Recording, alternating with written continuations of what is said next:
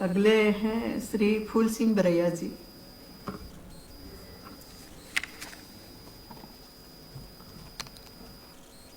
माननीय सभापति महोदया,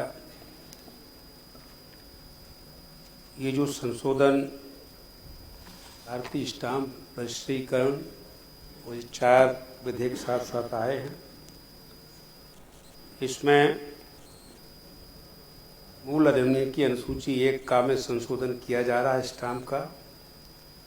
अनुसूची 5 में जो संशोधन किया है, शपथ पत्र वर्तमान में 50 रुपए का स्टाम्प लगता है, जिसे बढ़ा करके 200 रुपए किया जा रहा है। और यही नहीं, कई योजनाओं में स्टाम्प की जरूरत होती है। ये एक जनता के ऊपर एक भार आ गया है।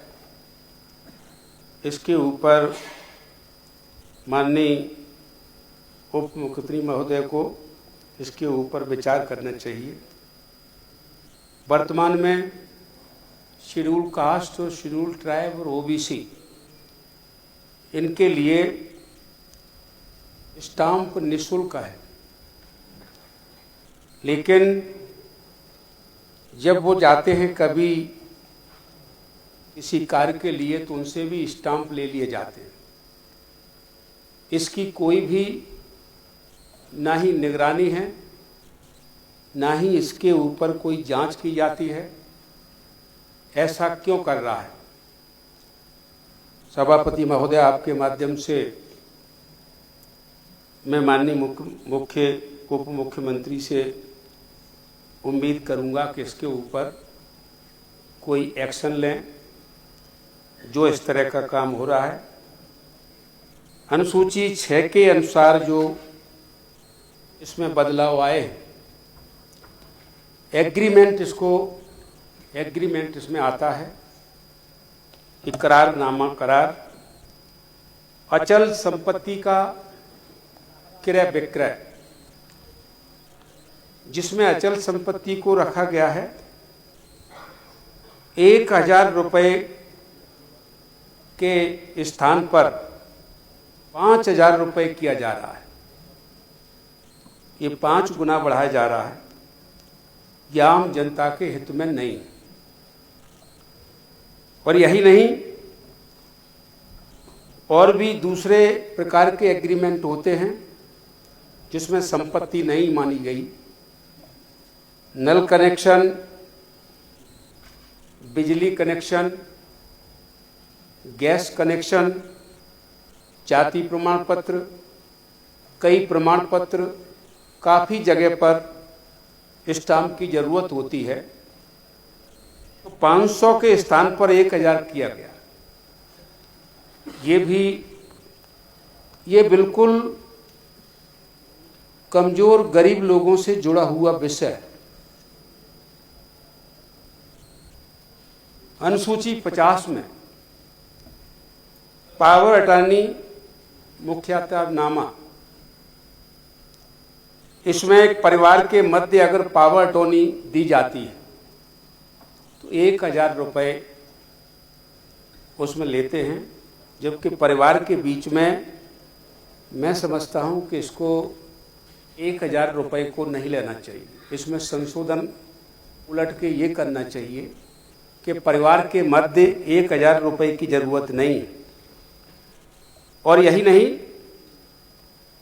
अगर परिवार के बाहर का कोई व्यक्ति है, उसको पावर अटॉर्नी है, तो उसको 1000 से बढ़ा करके 2000 किए हैं, जबकि उसे बिक्री करने का कोई अधिकार नहीं। तो जब बिक्री करने का अधिकार नहीं है तो 1000 काफी था। विक्रय अधिकार देने पर संपत्ति का जो बाजार मूल्य है, उस बाजार मूल्य पर 5% राशि ली जाएगी। ये भी 5% काफी, मैं समझता हूं उसके ऊपर माननीय मंत्री महोदय विचार करेंगे। और राष्ट्रीयकरण के बारे में मैं कहना चाहूँगा कि एक अच्छे उद्देश्य के लिए राष्ट्रीयकरण का विधेयक लाया गया है। जनता के लिए ये प्रक्रिया पारदर्शी बनाने का बात कही गई है, अधिक कुशल उपयोगकर्ता के अनुकूल बनाने की बात की है। यही नहीं, ऑनलाइन आवेदन भुगतान जैसी बातें भी इसमें हैं। लेकिन मैं कहना चाहूँगा कि इसमें एक बार मंत्री महोदय इसके ऊपर विचार करें, तो जो धरातल पर हैं लोग उनको भी भेजें। यही नहीं कि हम आपस में ही चर्चा कर लें, गांव में भी जाकर के पता करें, गलियों में जाकर के भी मालूम करें कि भले ही आपने ऑनलाइन व्यवस्था कर दी है, इससे सारे किसान, गरीब, मजदूर, इससे कोई भी सहमत नहीं और उनकी दुनिया से ये वस्तु हट गई। ये उनसे जुड़ा हुआ विषय नहीं है। जो व्यक्ति जिसमें खुश है उसकी तरफ भी हमें ध्यान लेना चाहिए। ये सही है कि एडवांस समाज जब हो जाए, हम संतुष्ट हो जाएं कि शिक्षा का अधिकार प्रत्येक व्यक्ति तक पहुंच चुका है, सभी जागरूक हो गए हैं, तो ऑनलाइन पद्धति उस व्यवस्था में, उस समाज में मैं समझता हूं अनुकूल रिजल्ट देगी। यही नहीं कि इसमें अगर हम बात करते हैं, तमाम लोग इसकी शिकायतें लेकर के आ रहे हैं कि उन्हें ये ऑनलाइन पद्धति बिल्कुल ही पसंद नहीं है। वो पहले की बात करते हैं मैनुअल प्रक्रिया की, कि रजिस्ट्री 1 घंटे में मिलती थी, कभी कभी तो रजिस्ट्री और ही कम समय में मिल जाती थी। तो ये उनकी सुविधाओं की बात थी। लेकिन वर्तमान जो प्रक्रिया है, जितनी हम कहने के लिए तो सुलभ बना रहे हैं, लेकिन उनके लिए कहीं न कहीं जटिल बनती चली जा रही। जैसे वर्तमान की प्रक्रिया जिसमें बहुत परेशान है लोग, आपको कोई कहे ना कहे, लेकिन जनता की तरफ से आपके बीच में कहना चाहूंगा कि जो संपदा एक थी आप लाए थे, वो उसमें तो थोड़ा बहुत ठीक रहा, चल गया, वो उतना खराब नहीं मान सकते हैं। लेकिन संपदा 2 ने तो गजब ही ढा दिया है।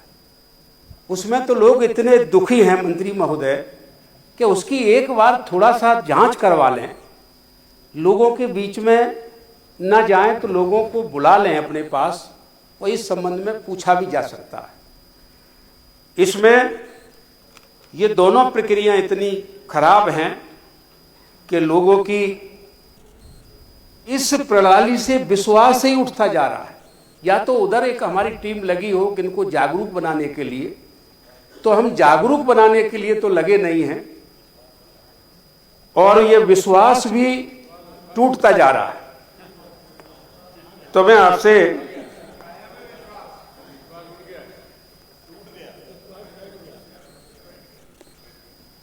इसमें मंत्री महोदय, कार्यालय में, आपके रजिस्ट्री कार्यालय में भले ही अधिकारी हैं, मैं ये नहीं कह रहा हूं कि वो अधिकारी पढ़े लिखे नहीं, लेकिन आज का डिजिटल कोर्स अगर वो नहीं किए हैं तो वो भी अधिकारी उस क्षेत्र में किसी भी काम के नहीं, वो भी परेशान है, और इसका खामियाजा जनता को ही भुगतना पड़ता।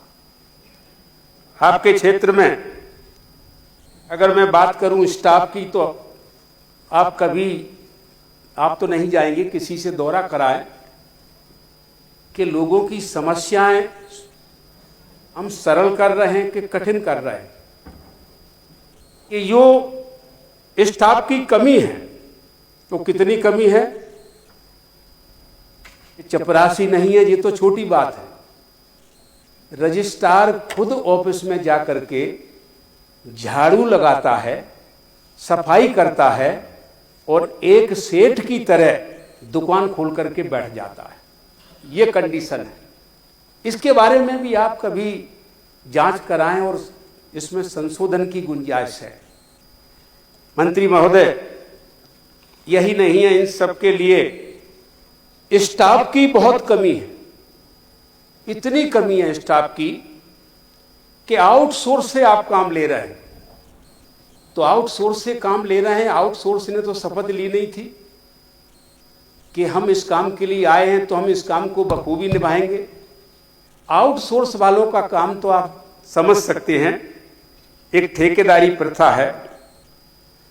तो ये हम स्टाफ की कमी के कारण जो हमारे नौजवान हैं, चाहे वो शेड्यूल कास्ट के हों, चाहे वो शेड्यूल ट्राइब के हों, चाहे अन्य पिछड़े वर्गों के हों, चाहे सामान्य वर्ग के हों, उनकी भर्ती अगर आपके डिपार्टमेंट करता है तो मैं समझता हूं कि इधर स्टाफ की भी बढ़ोतरी हो जाएगी और इनको भी रोजगार मिल सकता है। जब ये नहीं होता है तो बाबा साहेब डॉक्टर अंबेडकर का सपना था कि जिसकी जितनी संख्या है अनुपात में अगर उसे जगह मिलती है और सभी एक दूसरे से गले मिलकर के रहते हैं, यही उनकी मंशा थी और यही संविधान की मंशा है। मंत्री महोदय, मैं ये कहना चाहूँगा कि ये इतना मुख्य, इतना प्रमुख डिपार्टमेंट है कि इस डिपार्टमेंट को मैं समझता हूँ कि सरकार इसकी तरफ से 24 घंटे में 48 बार देखती है, लेकिन इस डिपार्टमेंट को दूसरों के तो घर ये डिपार्टमेंट बहुत चमका रहा है और खुद की परिस्थिति क्या है, कई जगह पर तो किराए में इनके ऑफिस खुले हुए हैं। इसके ऊपर भी थोड़ा विचार करें और ये बहुत अच्छा मैं समझता हूँ डिपार्टमेंट है और बहुत अच्छी बात है। बस यही बात मैं आपके बीच में रखता हुआ मैं धन्यवाद करता हूँ। धन्यवाद फूल सिंह बरैया जी। अगले